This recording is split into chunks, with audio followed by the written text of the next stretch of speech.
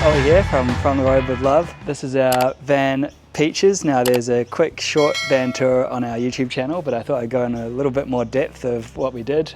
Basically I lived in one of these for about 6 years on and off, so that let us really know how to build basically the best version of one of these for our rental business and for going on road trips ourselves. So up front we've got these seat covers because the old factory seats are a little bit dirty. We actually got these off Temu, very cheap, and also a cup holder off Temu too. It's just so much easier and cheaper to get these online from one of those stores, and it kind of matches the interior really nicely. We've also got an engine guard overheating alert system. That's crucial in these old vans because if engine's overheating, that'll alert you before your gauge will. We've also got a second gauge here and just a dash mat here to protect the dash. Coming over into the inside, we've got a 74 litre fridge from J-Car. It looks like we've got those expensive dowels, but if you look closer, it's actually, I think these are just made of plastic, and they're super lightweight and super easy and super cheap. So that was just one of the ways we tried to keep weight down a little bit in here and make things a lot easier.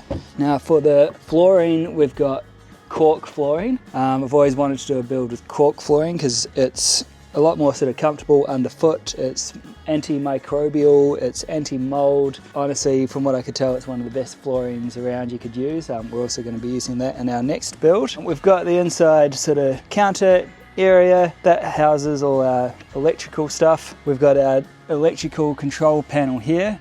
We've got our fan, extraction fan, our main cabin lights, and our rear lamp up there. We've got a remote control to control all these, so on and dim, bright, down, up, down, and off.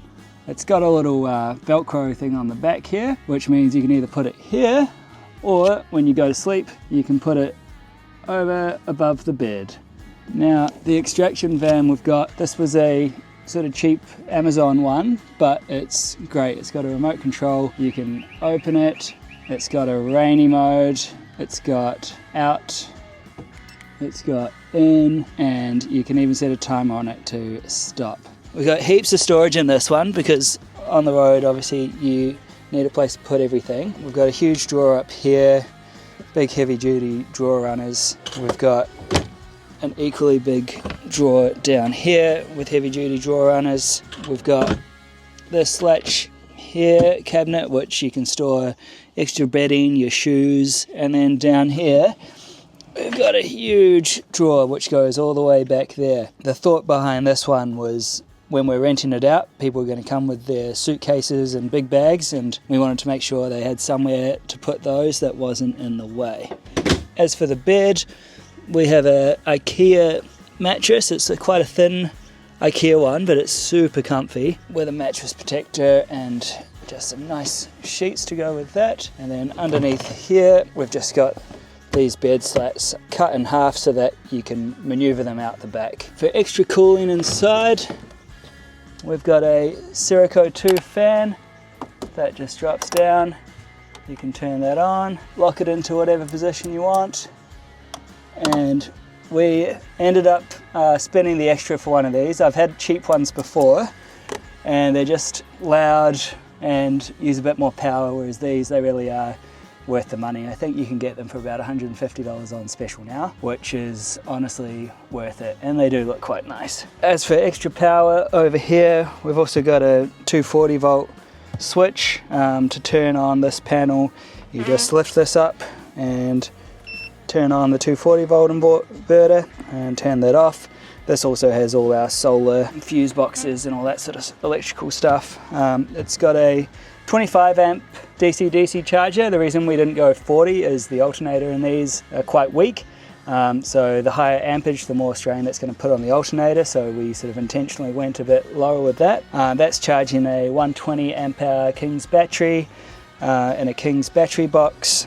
And we've got a 200 watt solar panel on the roof next to the rooftop deck that I'll show you in a sec. That concludes our inside tour. We've also got these custom curtains. We've got this nice custom bench top and this pillow. We got this cushion actually off Amazon. I've just found a shop that sold all sorts of different custom sizes for really cheap, because you'd be amazed how expensive cushions are. This one was, I think, only 40 bucks, and it's got a nice anti-grip bottom. It came with the zip.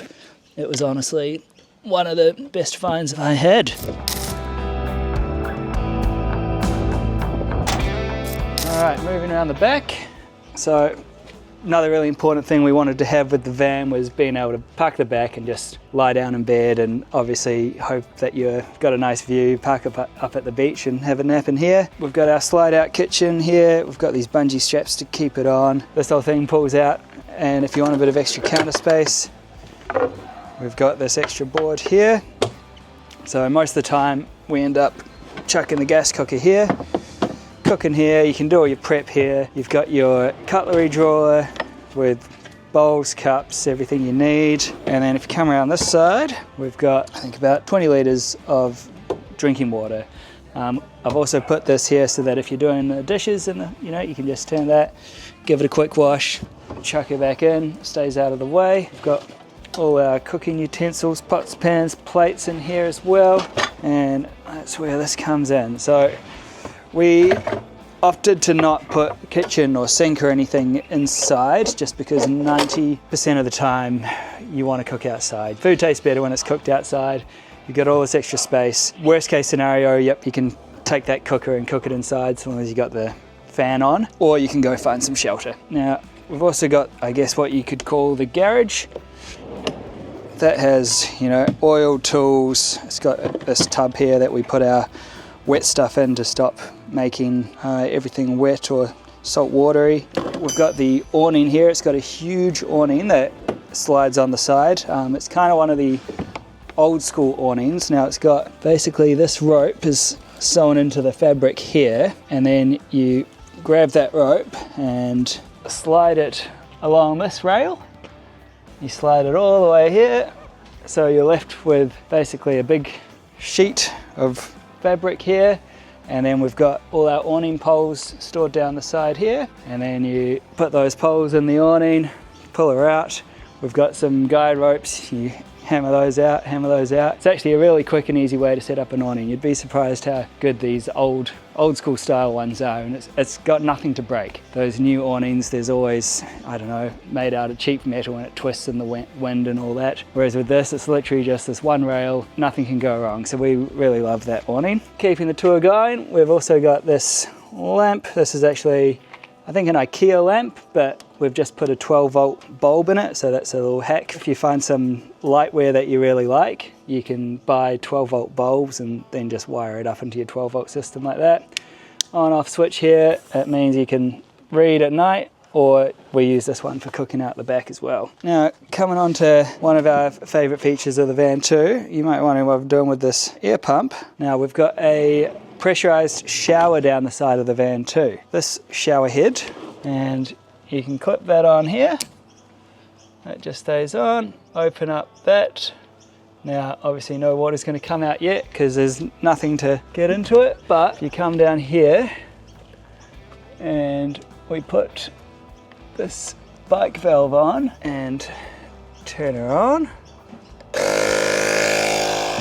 actually a decent amount of pressure.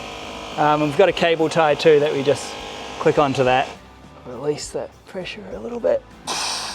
Yeah, you don't want to be driving around with pressure in your shower. Now, as for the outside, we've got bumpers, front and rear, little tow bar. Haven't actually ever used that. You have something on that, you probably can't open the back. We've got it painted in a dusty pink color with a white roof, and these custom stripes we got made from body mold signs. Obviously custom name with Peaches the van. We've got these custom old school wheels with the chrome rims, which just makes it look a lot more old school. Old school sun visor here, and then up the top we've got our rooftop deck. Now this is made of eco deck, so it's not actually wood. We didn't want to go with wood because then you've got to keep varnishing it. It's quite heavy. I mean, these are quite heavy too, but I wanted to give this eco deck stuff a go, just so that we didn't have to worry about treating it and having it deteriorate over time. So these have lasted really well. I've been on the van about 8 months now and as good as new. They've got a little bit of flex to them and they're super comfy to sit on, and you can just climb up here and sit on your rooftop deck if you've got a nice view up front too. Okay, I think that's it. Alright, well, hope you enjoyed our van tour of Peaches. We'll have another upcoming build, and don't forget to give us a like if you enjoyed this van tour. Let us know if there's anything you'd do differently, if you have any questions on any of the fit out, and I'll be more than happy to answer them. See you in the next video. Bye.